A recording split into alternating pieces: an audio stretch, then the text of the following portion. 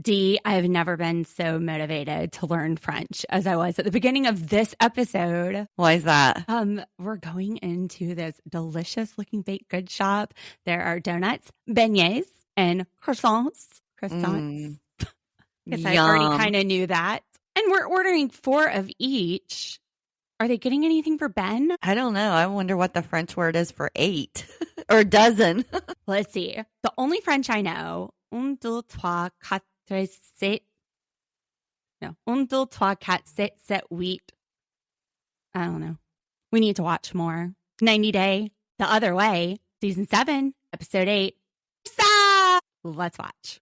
Remote reality, yeah, that's the key. Unlocking stories wild and free. With the host, side by side. Channel surfers, let's ride. Channel surfers, welcome to Remote Reality. If you're new here, if you have been a channel surfer for a while, or at least since we started this podcast back in April, thank you for tuning in. I'm Lauren. I'm an attorney that loves reality TV. And I'm Dee, her paralegal. Who I dragged into this. Kicking and screaming. Yes, you did. I was supposed to be in front of the camera. I was supposed to be behind it. I know. We were just going to do a podcast. Apparently, YouTube is the podcast of the future. Well, and then there's Liz. Thanks, Liz. Okay, well, we're not going to get into all of that today. If you listen to older episodes, my friend and I were going to start this together, but she's very busy. She's going to a concert tomorrow, which is why she can't do the Love is Blind finale. Not that she's covered any of the Love is Blind with us. That has been D and I. It's D and I. So if you enjoy our episodes, like and subscribe. We're at 79 subs on YouTube. Yay. And I know that seems super, super small for a YouTube community, but we are doing this for fun and it's huge in our hearts. Like it means so much to us. And that's a lot. Imagine 79 people. Like if we invited all the channel surfers over to my house, that would be packed like sardines. We'd have a good still party. Have fun. Yeah, we would. We'd either play or have an orgasm. Just kidding. Gosh, you went there already, huh? Well, this is how we started this episode, Manon and Anthony. So Anthony is trying to learn French, and I'm trying to learn French with him. I can order a croissant now if I go. That's the important thing. I can order carbs. We're great. It was retained for like 5 seconds in my brain, and then that was it. I'd be the person in the shop with the app on my phone that translated what I was saying. Girl, I'll be thinking about that beignet all day. So, and I don't know how to say this. Basically, the difference between having an orgasm in French and playing is an I or an E. It's Jouir, which is orgasm, or Jouer, which is play. So Manon and Anthony are in the park. And can you imagine like the families in the park that day sitting nearby, listening to Ben with, it almost sounds like a hick accent speaking French. Yes. Telling his kid to go have an orgasm, like his 3-year-old, go have an orgasm because he uses the wrong word. What was the other thing? The big sexy butts? Yeah, that was the one on the last episode, I think. Beautiful butt. Beautiful go have butt. An orgasm. Beautiful butt. He's going to try to say thank you. At least they're like, all interchangeable. They're like, kids, let's leave. This park isn't right for us today. We're going to go down to the bread store. And then boom, there he is ordering God knows what. They're probably like, the only thing this man's missing is the white panel van. Listening to him talk. And puppies. Candy. They're scared. They're scared. Yeah. Now, Anthony, I don't know if he said he's not religious, so he could just be spiritual. He could be atheist. He could be agnostic. But there's going to be a baptism, a Catholic baptism tomorrow for Ben, which Ben's a little bit old for a Catholic baptism. Usually Catholics do it like right off the bat. Baby's born, boom, baptism. Mm-hmm.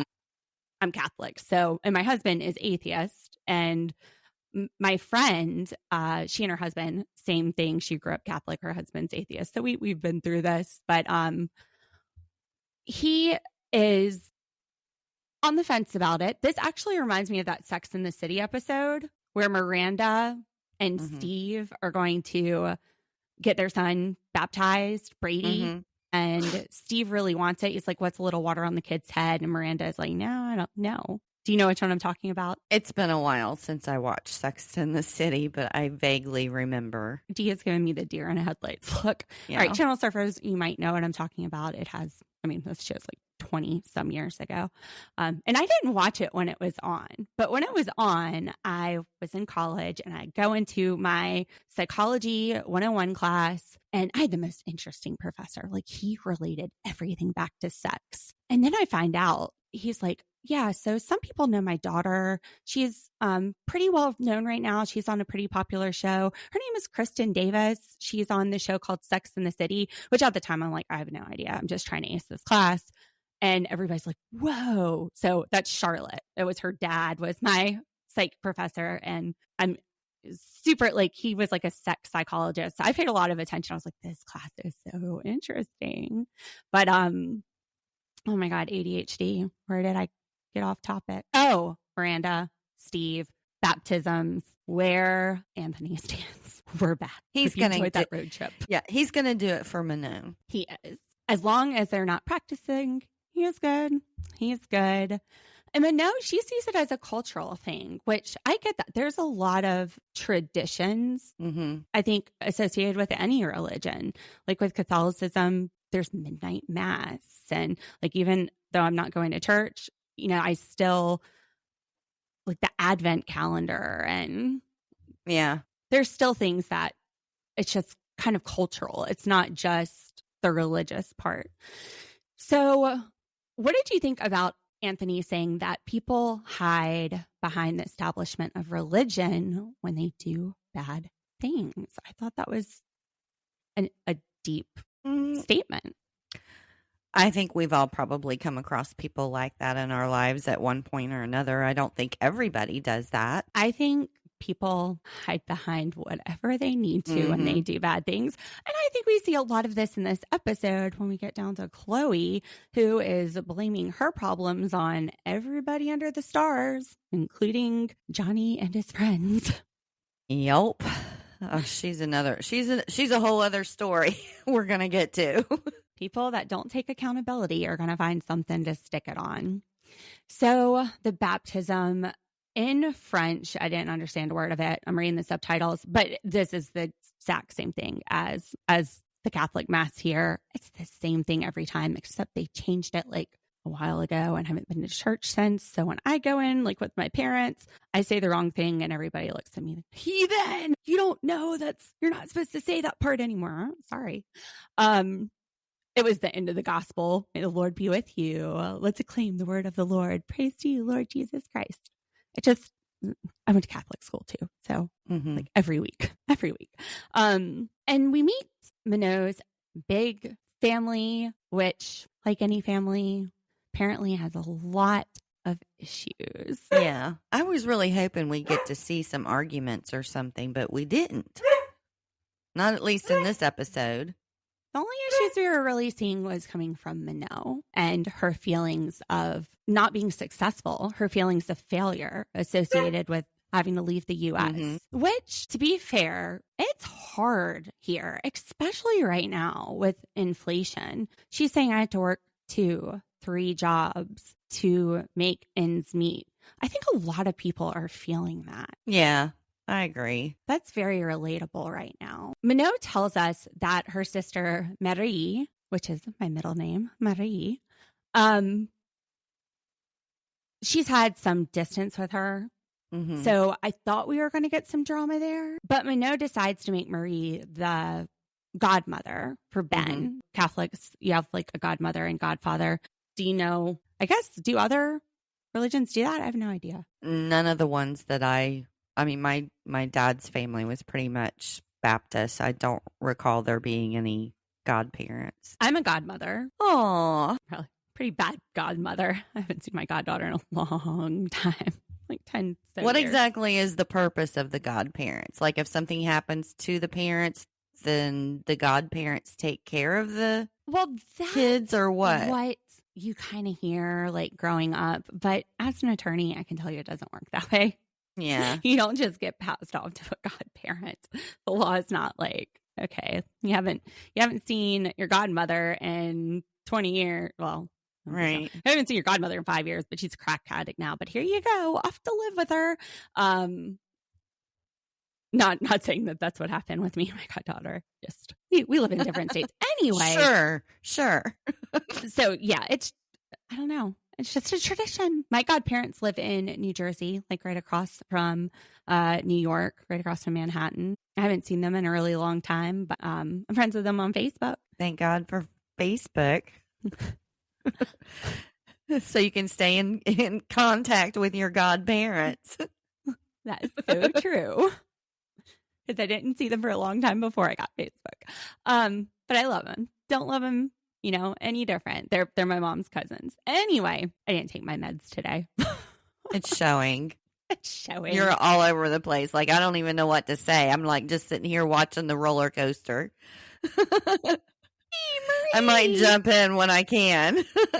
So Marie, she thinks this will bring them closer. So the only real drama that we get with Marie is that she can speak English. Good. Which leads to a really uncomfortable situation for Anthony. How so? Well, you watched it. I don't know, but I forgot that part. I'm thinking about the mojitos because she said they were really strong. And then the fact that she was drinking that wine out of a wine glass with a straw. And you're on the right track. And then she says they're really strong. You turn to her dad and Ben. Is he giving him a sip of the mojito? I don't know, but I was just sitting there like, is she drinking that with a straw? And it's like every time they go to her, there's a different kind of drink in her hand. So first it's the mojito, then there's a red wine, then there's a white wine. The white wine, she doesn't have the straw in it. That is not the straw. But mixing all of that is a recipe for a hangover. Well, it's also a sign, I think, to Anthony because he's like, okay, she's getting tipsy. I think I'm going to get out of here. He ends up leaving. But yeah. I know that they drink at a younger age in France. Like you might have wine with dinner, but Benjamin's like 2. Is he drinking mojitos at dinner? Surely not. That's where it starts. The last thing my kid needs, my toddler needs, is a mojito. No, we're Crazy enough already. We're going to give yours Coca-Cola. Yeah, definitely give him the caffeine. Calms them down. And then Manon is saying everything is delicious in France. I cannot wait to order and eat. It's all so good. And Anthony says, even the sausage I had the other day. So apparently he had some sausage that did not taste good. And he's like, that, newsflash, it's not all good. And she's like, oh no, I like your sausage. And then she starts making it sexual. And Anthony is like, your family, like your whole family is here. And Manon goes, they don't speak English. She goes, Marie does. And Marie just like looks over at him. Marie heard about the sausage. Everybody's hearing about the sausage. She just thinks about food that way. She's sexual. It really was sausage. No, she was definitely talking about that man's sausage. Well, maybe Marie doesn't know English that well. Maybe she don't know what sausage is in America. Maybe she thinks it's something different. Maybe she thought they were actually talking about sausage. They're like, what the heck? Manon. Why are you trying to convince him that sausage is good? Let me see. I think we've got it. The sweetest moment of this whole episode is when Manon, okay, this part's not sweet, but she starts getting in her feelings about being a failure. Like I said, she feels like she's a failure for having to leave LA. And it comes up because one of her family members starts talking to her about looking for a house. And she goes, look, we're not there financially. And then she's getting in her head. She's worried about finding that work-life balance, which that's understandable when you're self-employed. And it's hard at first. It's hard to let go and leave business at work. Until you realize everything's going to be okay, it's difficult. But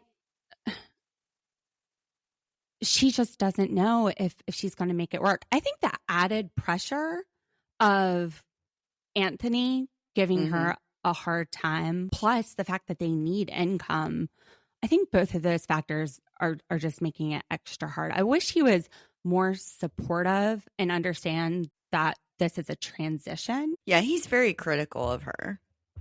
And I personally don't feel like he's pulling his own weight in this. Like, he's very critical of her, but there's things that he could be doing that would make the transition a lot easier too. And instead, he's just criticizing her. And when she does start thinking about, you know, the business with the all natural stuff that she was talking about last week, Yeah. he's very like critical with it again. You know, he's not So supportive. what suggestions would you have for Anthony? Life advice from D. Oh my gosh, I don't know. So I was thinking he could make it easier just by shutting his mouth. Well, Shove that a would sausage in there. That would be a good start. Yeah, let's put some sausage in your mouth, maybe some more croissants or Maybe that's why they got 8. Every time Anthony starts talking, she's just like, enjoy this beignet. Shoves it in his mouth.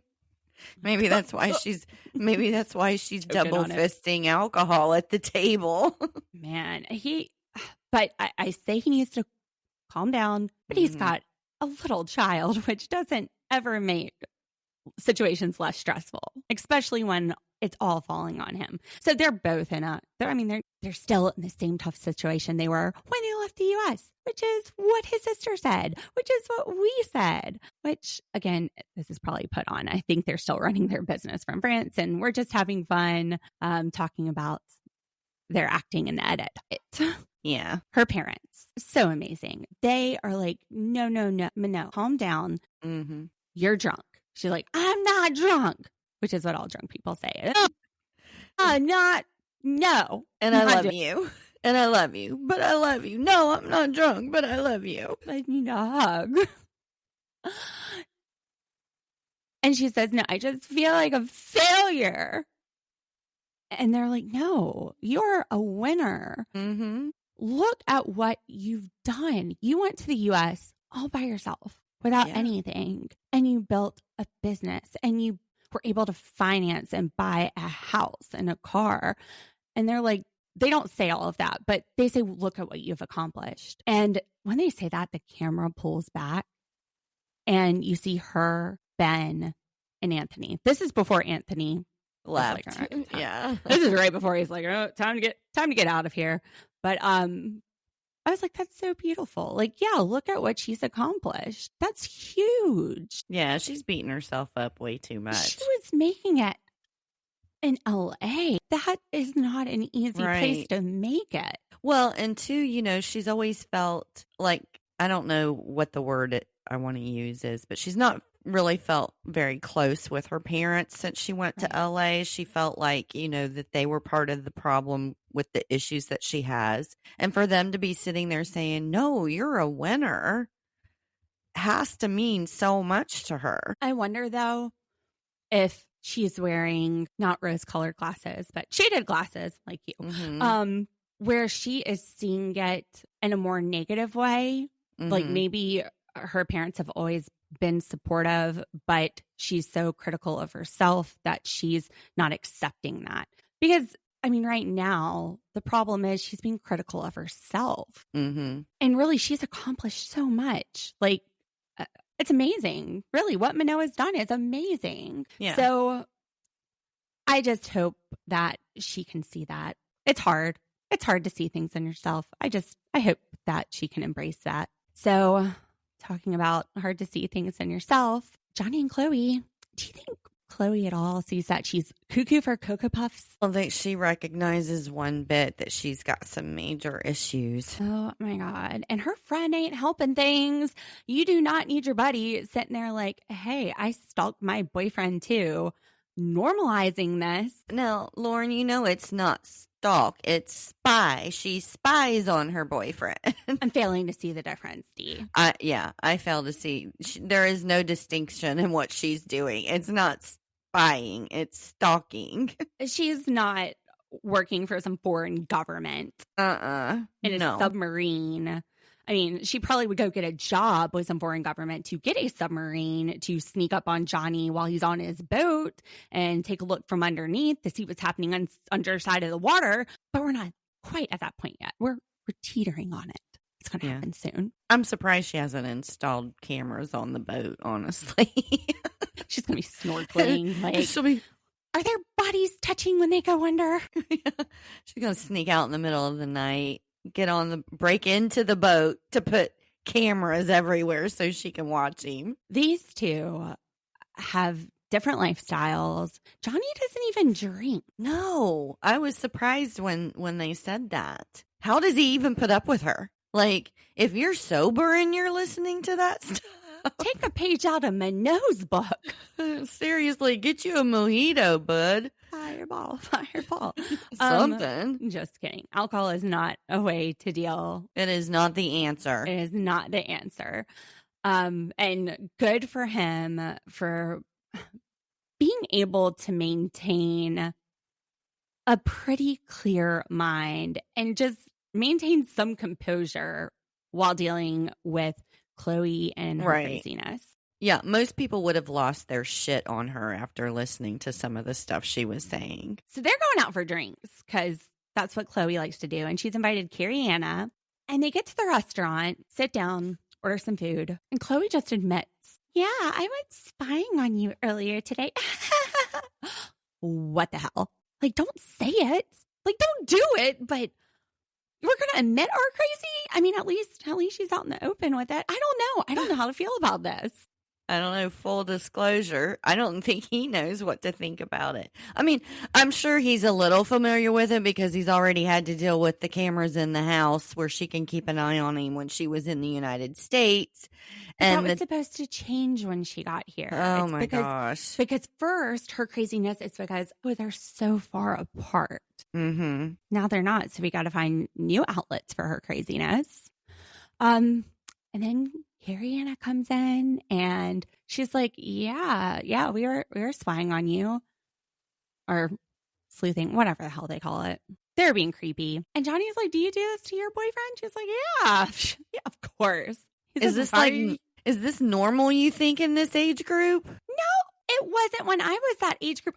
Well, it wasn't for me either when we were in that age group. I'm just wondering if it's like a common theme or something, because that's two of them now on the same show sitting there saying that they stalk their boyfriends. Never. I have never done that. Mm-mm. And when we were their age, there wasn't even social media where you had a huge glimpse into their lives. Yeah. My thought is if I've got to do something like that, if my brain goes to that's what I need to do, then I need to get out of this relationship. You need to not be in a relationship. Exactly. Whether it's this one or if it's not just this one, another one, you need to evaluate your life. Johnny says, he's like, why are you guys so crazy? I was like, oh shit, he used the C word. He called them crazy. I thought a bomb was about to go off. I was like, duck and cover, Johnny. Get under the table. You just called two crazy women crazy. That ain't good. You just lit that TNT. You better run. I thought he hit the nail right on the head. I was shocked. I was like, okay, so again, they're acknowledging. Well, no, she turned that around and she said that it was because of them. If they're crazy, it's because of the guy. It's Johnny's fault that she's crazy. I don't think so. Like, this guy's not doing anything. He's going to work and he's coming home. That's it. That is it. If Johnny was doing anything to cause this, he would stop. If this was really him making them crazy, he wouldn't be doing whatever it was. Yeah. This is them. Yeah, nobody wants to deal with crazy. You're going to do whatever you can to get away from it, honestly. And Johnny just doesn't understand. Spying, it's not malicious. She's trying to help him. What? How is that helpful? Like, that makes absolutely no sense. What? Is this your 4-year-old child and you're at the playground watching him play? What? Why? Like, do your eyes need to be on him? And what is this doing? I don't know. I don't know. It's like, crazy. Is she taking notes so that she can, do a test or a quiz when he gets home? Like, you need to do this different, this different, this different. I don't know. It makes no sense. You know how when you're on an airplane and they're going through the whole like buckle up thing and they say, if there's an emergency, put your oxygen mask on before you help the people beside you. Mm-hmm. Because you have to help yourself before you can help others. Mm-hmm. Chloe, take a page out of that book. you got to fix some shit before you start trying to fix him. Yeah, that's a great analogy. I honestly don't see what he needs fixed on. Like, what needs to be fixed with him so far? Well, I've not seen anything. She has excuses for it. I mean, first of all, his friend, Keener, that is the problem that needs to be fixed. Because when they were single, Keener and Johnny, they would go out and they would pick up girls. No, you're not supposed to do that when you're single. And they would take them home. That's even worse. What And are they these work singles together. doing? So she doesn't like Keener because he creates an environment for Johnny. And remember, Johnny, quote unquote, cheated, which that's not exactly how I remember it. That's a good twist on it, but is that what happened? No, you can't cheat on somebody when you're not in a relationship with them. So this is some kind of wicked spin she's put on it in her head. And so everything is about cheating and she can't trust him when there's not been any reason in the relationship that he shouldn't be trusted. I mean, ever since they've been exclusive, from my understanding, they've been exclusive. He was in an open relationship and he was seeing her, but he had not disclosed that he was in an open relationship, which, I mean, arguably that is not potentially ethical non-monogamy. It depends, but you'd probably want somebody who is looking for a relationship to let them know that you have other partners, maybe from the outset. But they weren't exclusive. She had no expectation of exclusivity. They were not monogamous. So it's just another way to rationalize her craziness, even though it makes no sense. It sounds good. He cheated on me. It sounds good. But when you dive into the facts, we're not hearing everything. And his friend creates a perfect space for cheating. It sounds good. But really, is your friend the reason that you cheat? That has to do with Johnny and his boundaries, if that is in fact what happened. If you went out with your friend and they were like, come on, D, cheat. Come on, D, drink, cheat. Does that change the boundaries that you have? Just who does that? I mean, seriously, I don't know anybody. I have never been out with any friends that were in relationships where the single people in the group were trying to encourage them to cheat. It just doesn't happen. It just doesn't happen. Now, we might be missing something with the edit. Maybe a lot more stuff happened in this relationship. I mean, we're seeing very small parts of a very small period of time where the cameras were filming them. So obviously there's a lot in their relationship that we have not seen. But I don't care. I don't care what we haven't seen. If you are at the point where you are climbing up in a tree with binoculars to spy on your boyfriend, you need to get out. You need to get out of the relationship. Yeah. And this conversation at the table, yeah, it's aggressive. Like, she's not just having a conversation and saying these things. She's very aggressive and loud with the things that she's making, even the expression on her face, the way that she's saying up.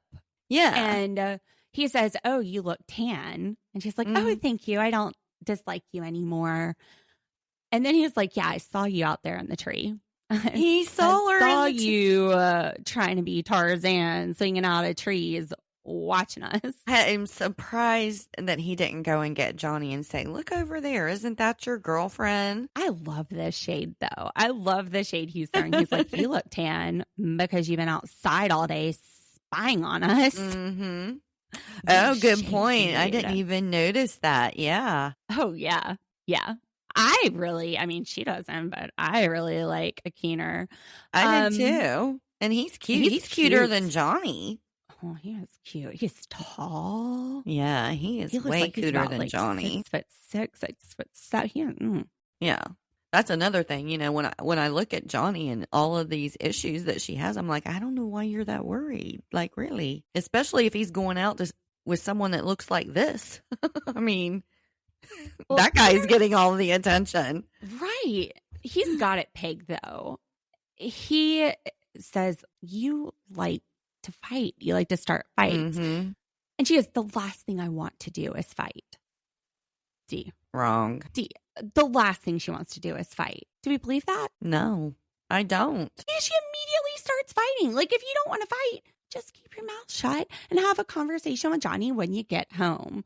Don't sit there and the next moment, which again could be editing, but turn around and just blow up about how she doesn't want to have a problem with him. She's trying really hard not to have a problem with Keener, as we can see, or she's finding every reason to have a problem with him. And he goes, you are so aggressive. She was. And then in high times, Keener goes, yeah, Chloe's an asshole. I know. Well, it was funny because he's like, I'll admit, I know I can be an asshole, but she's an asshole. And she shows her ass. She tells Johnny he can't go out with Keener. And Johnny is saying, you don't control me. You need to, and she's saying, you need to respect me. I'm telling you not to go out with him. Okay. When somebody starts sitting there and throwing respect into it to get you to do something that you don't want to do, red flag. Yeah. This has nothing to do with respect. Huge manipulation. He is not disrespecting her by being himself. She is with him. This is who he is. He has friends. He has a life. Yep. She's known it all along. She's known what kind of job he had. She knows that he's around women. I mean, I don't know what she expected. She expected him to be like, oh, yeah, I'm sorry. I'll stop hanging out with my friend. He's 32, though. She's 23. Mm-hmm. She needs to grow the fuck up. There we go. Yep. Mm-hmm. That's it. So, before she will feel comfortable with him hanging out with Keener, she tells Johnny, I need to get to a point where I don't hate Keener. And she's trying really hard not to. Why does she hate him? Oh, because when they were single, they hung out. So that will always be the case. How do you fix the fact that in the past, before you ever met Johnny, they were single, they would go out, or before you were ever exclusive with Johnny and you're living in a different country, they were single, they were going out, and they were doing single man things. How do you resolve that problem? Because that's the past. That is a problem. It's not a problem, but that being her problem, it's not resolvable. It's something that will never be fixable. She can't get a time machine and go back and make them not friends. They've been best friends for a long time. Exactly. And then, and along with that manipulation is also the fact that she keeps throwing up that she gave up everything to come down there with him, and she didn't give up anything. If she went and flew back to the United States tomorrow, she would have her job back with her mommy, living with her mommy, and mommy paying for everything. So she is clueless. She is absolutely clueless. No respect on what he's giving up, which he's a 32-year-old man who has been living by himself, doing things his way, and he is inviting her into his house, supporting her. Even the little changes are still changes. So then she gets into this. Is it a sacrifice for her to come over, or is it what he wants? Those aren't mutually exclusive. He might want to be with you. It doesn't mean that he's not giving something up. Right. Which is how relationships work. You're going to give up a little bit of your independence. I mean, you're not going to be codependent, but you're going to be considerate of your spouse. You're going to let them know, when you're on your way home, or let them know that you're okay. You're not going to just disappear for a few days. She just has a very twisted sense of logic that is only understandable by her, because other people don't get it. I think she's feeling it. I think she's feeling very wronged and very hurt, and it has to do with insecurity. And she's trying to explain why she feels this way, and she's trying to be justified in feeling this way, because for her it's very real. Like, I'm sure she's paranoid and panicked, and that's not a good place to be in.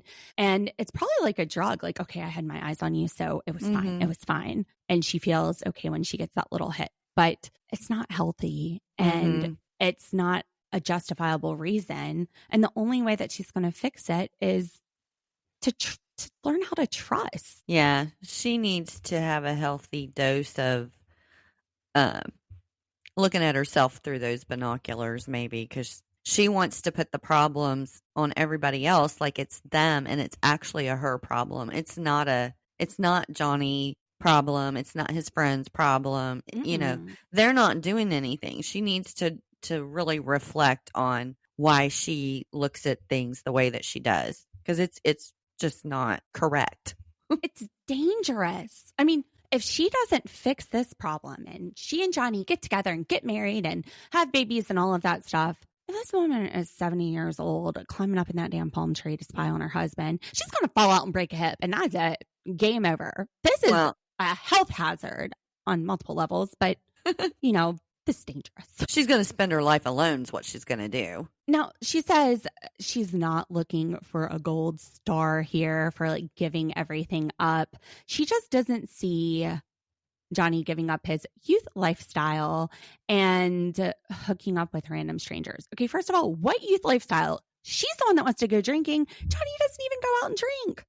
And I think he gave up hooking up with random strangers. If he hadn't given that up, you wouldn't be here. Exactly. And then in the ITMs, Chloe says what she really needs to say to Johnny's face, which is, you broke my trust in the past, and I am the way I am, although she blames it on trust being broke, but whatever. She's the way she is. And if he wants to go out with his friend and not be controlled, then she just needs to break up with him.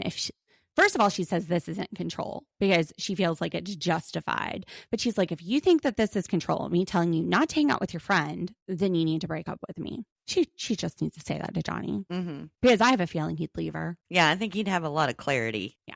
He's hoping that she'll change. I think she's just going to get wilder and wilder. I think she's going to get worse. Tia and Dylan, I really like them. And Dylan, not only is he a plumber, but he is like a home reno guy. He reminds me of Ty from, what was it, Trading Spaces that everybody had a crush on? Yeah, isn't Ty he? Pennington? Yeah, didn't he do the houses too, where like they would give away a house to somebody?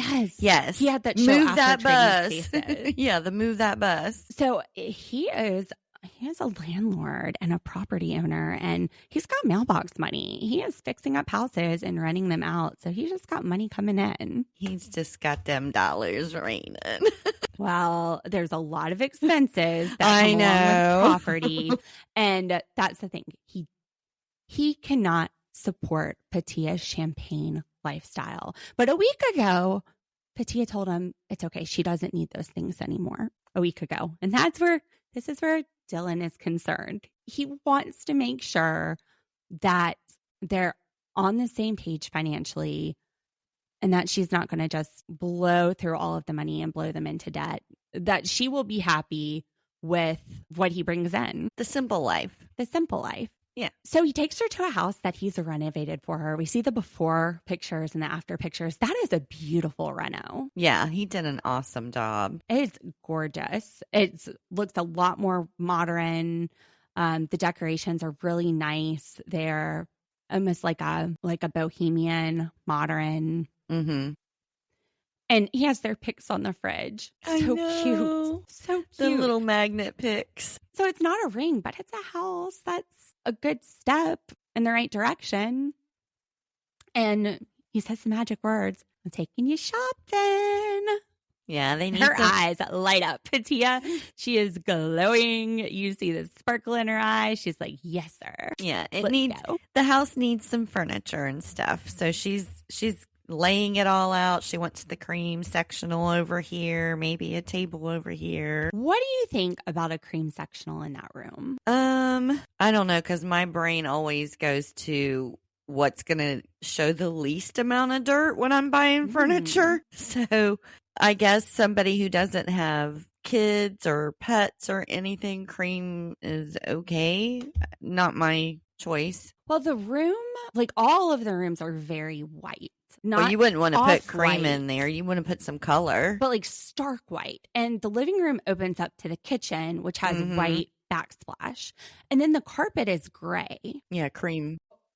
Cream is, this had more of a cooler pattern, and cream seems warmer. I was thinking like a black.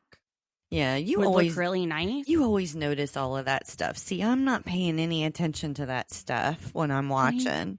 I'm just You know how to, watching the like, people. decorating. Yeah, well, I do too, but I'm just not paying attention when I'm watching the show.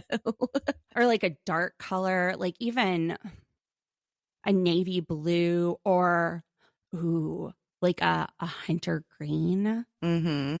like a velvet couch. I think there's a lot of options in there, but the cream, I didn't think it would go with the color pattern. But maybe, I mean, she might add an interesting touch to it that I can't even imagine. So it'll be interesting if they end up getting that cream couch. I'm excited to see what that looks like. It's like playing decor in my head, except I can't see anything because I'm an app fan. Anyway, opposites attract. Paula Abdul, stuck in my head. 2 steps forward, 2 steps back. We come together because opposites attract. Who'd have thought? Anyway. That's a great video too. It is. Yeah, but Rush with Keanu Reeves. Definitely my favorite song. She had some great that on the songs cassette back a then. lot. Yeah. So he's structured and she makes a mess. I take it easy, baby. I get obsessed. Anyway, he's got the money and she's always broke. Okay, I'm done. Sorry to offend everybody with my singing. Anyway, he is super structured. Very. He is weighing out his food on a scale. He's like, here's some salmon and asparagus and brown rice. He's telling her how many grams it's each serving, and it's 379 calories, which honestly, it looked delicious. It did. I'd eat that. Although, I don't think he put butter or anything on it because he boils chicken to get the fat out. Salmon, I want to ruin it with like some pesto butter. I'm just sitting there thinking, you just eat whatever you want.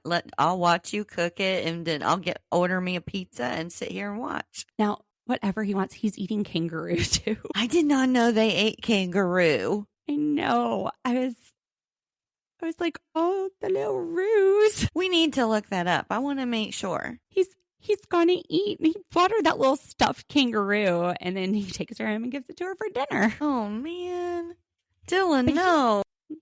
He eats very healthy. It's like a lot of protein. So tuna, salmon, kangaroo, eggs, protein shakes, and then some veggies, which are low in carbohydrates but high in nutrients, and then brown rice, which is a complex carbohydrate. So your body, it's harder for it to break down than like a white rice. White rice is very processed. And the reason I know this is my diabetes, my type 1 diabetes. I have a CGM, and it measures my blood glucose every 5 minutes. And I don't make any insulin. So I see when those carbohydrates hit my bloodstream. If I eat white rice, it hits a lot faster. Like my blood sugar will spike versus if I eat brown rice, it stays more stable because it takes my body longer to get it into my bloodstream. Although with Monjero, it's pretty straight line all the time. So that's amazing medicine. Anyway, she talks about cooking for him, and he's like, oh, well, that would be a cheat meal. Oh, geez. Cheat meal. He's like, you just eyeball things, which I get it. Like, if I weigh things out, count my nutrients, put the exact carbohydrates into my insulin pump, it's awesome. It's like perfect. I don't have a lot of issues, but I just want to eyeball when I cook. I just want to like toss it in there and then eat some, you know? It's a lot to weigh all of that out. I'd say that he's done it long enough. He probably can almost eyeball it seriously. Well, he also knows how much he's supposed to eat. And that's probably why he's eating the same things over and over again. Yeah. But a cheat meal, like, here's your chicken pot pie. It's a cheat meal. My cheat meal is like a half a gallon of ice cream, a bag of M&Ms, maybe some Oreos, and a 2-day movie fest. My cheat meal was candy corn last night. People are going to be like, you eat candle wax? Yeah, what flavor is it? It's delicious. Have you seen the new recipe where if you like melt it down and you put it with white chocolate, and I think it's evaporated milk or condensed milk, whichever one of them, it makes a fudge that tastes like Butterfingers. Yeah, I just want the candy corn. I love Butterfingers though, so. But candy corn with peanuts and a little trail mix, super good. super I good. like candy corn. I am not somebody that hates candy corn. Dylan would be disgusted. I'm sure. I mean, I am Patia. He says, like, his laundry, it's all put away. I'm not even going to turn my camera over because it's bad. Did you It's throw bad. everything in the corner but so that the camera can't see it? Oh, yeah. The camera's always pointed away from it. And I'm trying to organize and sort it out. I'm actually going through things and getting rid of stuff and organizing. So I'm making some progress on that. But yeah, this is like me and my husband. His stuff's always done. Mine is not. But he likes weighing the food out. He likes that control. It makes me wonder if there was some sort of point in his life where he didn't have control and he finds comfort in this to like compensate for that. You know, when I watched it, I was just thinking like a bodybuilder or somebody training for a specific event or something. They're very specific with their foods and what they eat and measuring and stuff. So I just looked at it as maybe some kind of very disciplined routine to get a result that he wanted, possibly in that. And, I mean, we know he's the stripper too, so maybe that's part of it, is just wanting to look good for, that job. Yeah. It is. But think about the limitations. If she wants to go out to dinner, he can't go out to dinner. Well, maybe They're that'll be a cheat meal. But how often is he doing a cheat meal? I don't know. I would do them every weekend, so maybe every day. I am not that disciplined. I like my food. We see Patia wake up and he's making a protein shake and he has tuna out and she's like, "Are you going to put the tuna in that protein shake?" He said, "I'm not that crazy." I was like, thinking about the chicken in the blender. Jordan with the chicken and Crystal Light in the blender. Thank you, Dylan. He's like, "I'm not that crazy." And honestly, tuna in like an almond milk or milk protein shake, kind of, I don't know. Does that sound less gross than chicken with Crystal Light? Pick your poison. It has to. Which are you doing? I'm going to do the tuna because there's no way that chicken with the Crystal Light could have even tasted good. Ugh. Like, it's probably none of it's going to taste good, but if I'm going to have to go one way or another, I'll probably take the tuna and milk. I think I'm on that page too. Oh. Yeah. Oh. I'm not that crazy though. So Dylan's mom calls. Obviously, this is set up by production. They didn't just happen to be there when he got a phone call from his mom and then she just happens to show up in 5 minutes. She's probably standing outside the house calling. Okay, go.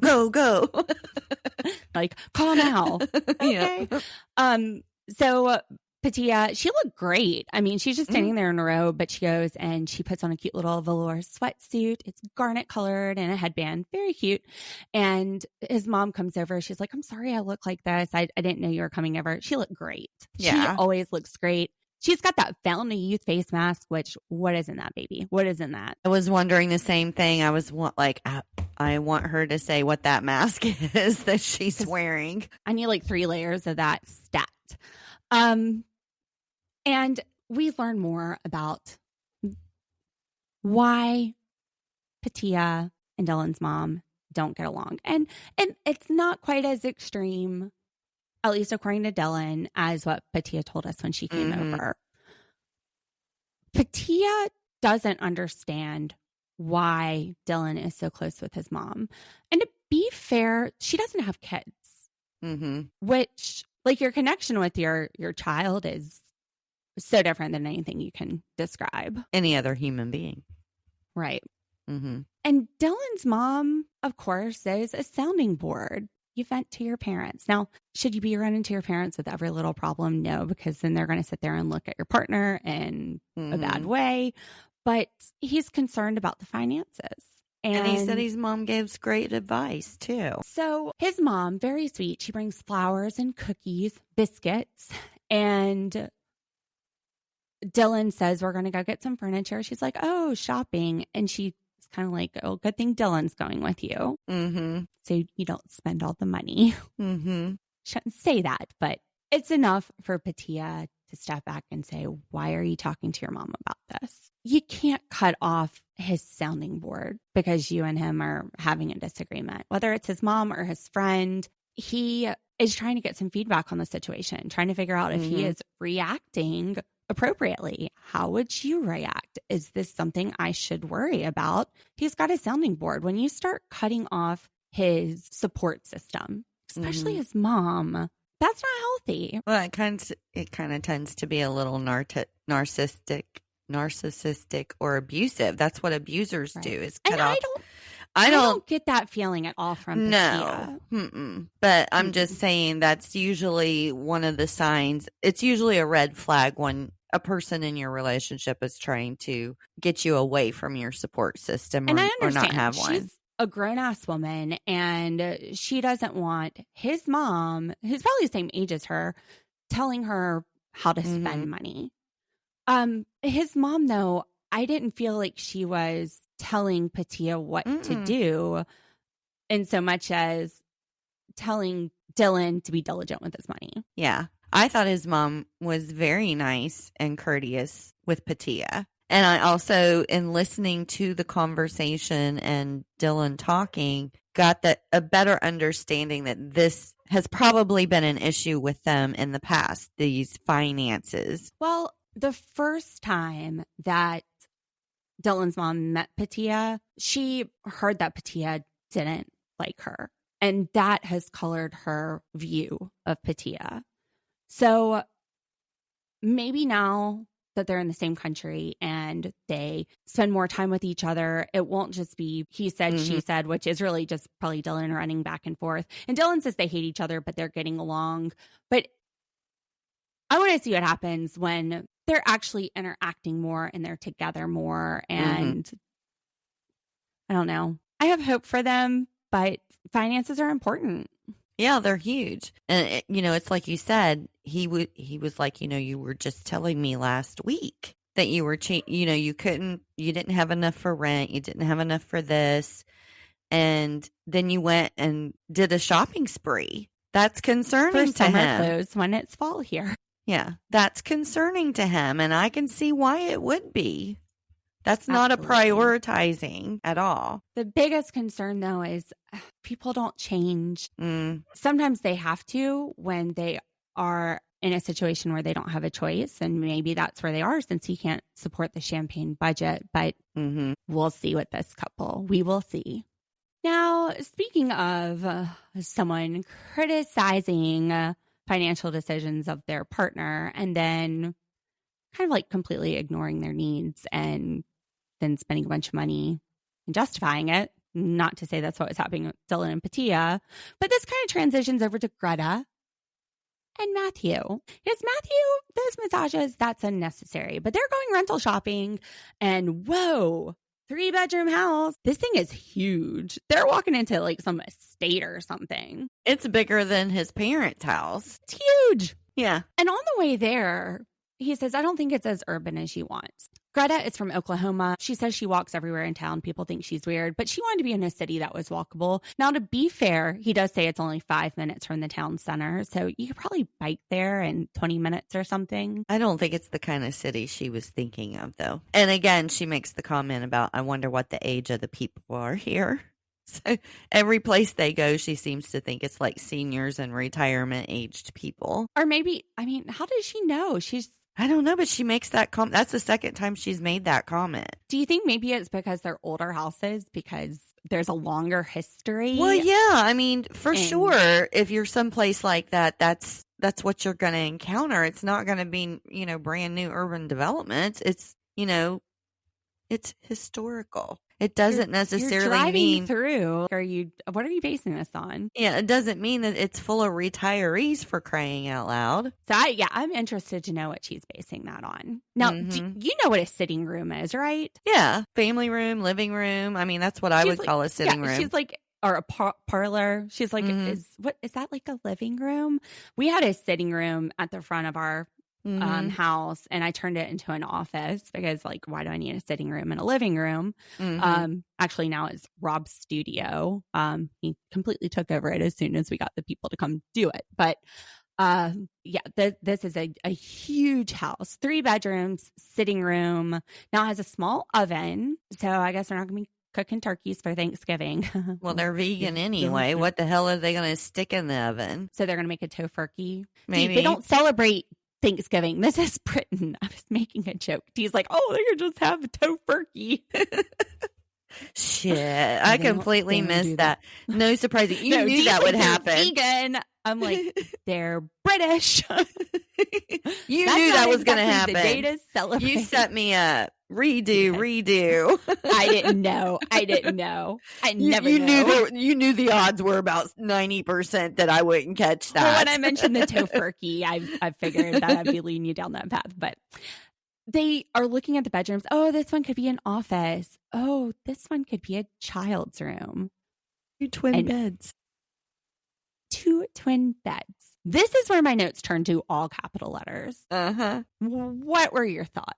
You start. I was just thinking, have they even had a conversation about kids? I don't remember hearing anything about kids. No. Greta says she got a pit in her stomach because she's not even sure if she wants to have kids yet.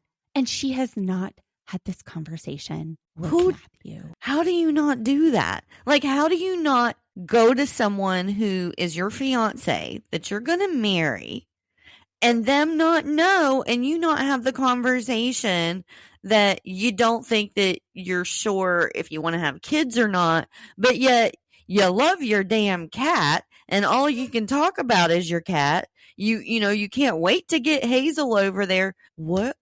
She is moving to a different country before they have that conversation. I feel like she's trapping him because then if she's like, I'm not sure, and he's like, well, this is what I want, then she can be like, well, I made all these sacrifices for you, she's got a fail safe button. How do you not have this conversation before you move? Yeah, because I don't think that it's something he's not talked about. That him talking about the twin beds and the bedroom and kids and things like that makes me think that kids have been in his end of the conversation. And she just goes along with it and doesn't say anything. Interesting. I mean, my husband and I broke up before I turned 30, when I was 29, because he said he wasn't sure if he ever wanted to get married or have kids. That was it. That was like the only reason. I was about to turn 30 and that's what I wanted. Then I got engaged and met somebody who wanted to get married and had been married before and already had kids. And then that didn't work out. And then my husband was like, that guy's an idiot. And so was I. Here we are. Married. Me and my husband are married with a kid now. Yeah. Sometimes you just got to think about things. Yeah. I just think about the things that Greta has prioritized as conversations. And I think this one should have been pretty high at the top of the list. Before you packed your first bag, this should have come up. Yeah. It makes me wonder what else they haven't talked about. True. This is a big one. I get her point too. She is not happy seeing this house. She's like, we don't need this. We don't need 3 bedrooms. This is more house than we need. And I get her anger in him criticizing her weekly massages, finding this house and ignoring her need for wanting to be closer to an urban area, and then sitting here and saying, okay, your needs aren't important. It's not worth spending money on you for your massage, but it's worth it for me to spend money on this house that I want so that we can have twins and move you out away from everybody. Isolator. And that's what I feel like. I mean, it feels like an isolation, I think, to her because she's wanting this, like urban lifestyle where she can walk to all of these things, and isolated out in a small place like that. If she doesn't have a vehicle, she can't just, It's 5 minutes from the town center. Well, but what kind of town center is it? I mean, are we talking about? No, but it's 5 minutes away. I think that this is an exaggeration because she's panicking. She's like, gotcha. Oh gosh, the kid stuff has come up and this guy already isn't giving me what I want, which are my massages. And he's not listening to me wanting, like, if he's going to want kids, then I'm going to complain about being 5 minutes from the town center instead of right up on it. Do you see what I'm saying? It's almost, you don't think it's legit? No, I think it's legit, but I absolutely think it's legit. But if he's going to sit here and say, I want kids, and she knows she's going to have to address that, then 5 minutes from the town center might as well be 100 miles away. Mm-hmm. She's going to make these things as big of a deal as kids, which I can't judge. For me, whether or not you want kids would be a bigger deal than being 5 minutes away from town. True. I agree. Maybe, I don't know. But I get what she's saying as far as him just ignoring her needs. And this is not the first time. No. He ignored her needs when she came there. He did not have everything set up. He just went and dusted. And you know what, Greta? You don't want kids with a guy that's going to ignore your needs. True. Kids are hard. If you're on the fence about it, you're going to be tilting the other way with a dude that's ignoring your needs. So not good. No, I don't see them making it to the down the aisle at all. Not good. Well, that's it. That is it for 90 Day the Other Way, Season 7, Episode 8, Forza. I think we are getting my favorite back next week, Brat. I tried not to look at the previews, but I did Natalie. see that she was in them. Her and I Luke. didn't see what she was saying, but I saw her face and I was very happy that she will be back. Tomorrow night, Love is Blind reunion is coming out. I'm so excited about that. I actually started watching Married at First Sight. They dropped the first 4 episodes last week, and it's really good. They have, like, the brides, they range from age 27 to age 63. So That's a good range. they're 27, 29, 38, 47, and 63 that are getting married at first sight. The 47-year-old, her daughter's the 27-year-old. So it's a mom and daughter both getting husbands. Oh, wow. That's really interesting. I don't know that we're going to cover it, but if Dee watches it, we might give like a little rundown of our thoughts on it. We're not going to do the whole thing. Yeah, I had a very busy weekend. I did not get a chance to watch it. We have been slammed, and we're getting busy at work, and Love is Blind kicked our butt. Married at First Sight, that schedule is very much the same. Look, we've got to make money so we can do this podcast, pay for the podcast. So we got to do the lawyer stuff. But yeah, so we'll be going down to just having Sister Wives and The Other Way. But I'm excited about this because it's going to give us a chance to drop other things like documentaries or Am I the Asshole from Reddit. It will give us a little more flexibility with our schedule to pick up on those fun things. So we'll probably be dropping those things once a week as well, as long as things don't get crazy. They're starting to get crazy. Work is really picking up. I'm surprised. Usually this is the time of year that we start like winding down a little bit because the holidays are coming and people don't want to spend the money. And then like we've afterward, been wound down for a lot of the year. yeah. Anyway, all right, Channel Surfers. Well, thank you for listening. Make sure you like and subscribe. We love seeing your support. We love you guys. Thanks for following. Join us on Facebook and all the places. Go look at the YouTube. I've got all the links on there. Click. And we'll see you tomorrow. Well, no, we'll see you Thursday with Love is Blind because it doesn't drop until 9 p.m. So Love is Blind will be on Thursday. All right. I've talked enough. I love y'all. Bye. Let's ride. Tune in, don't delay.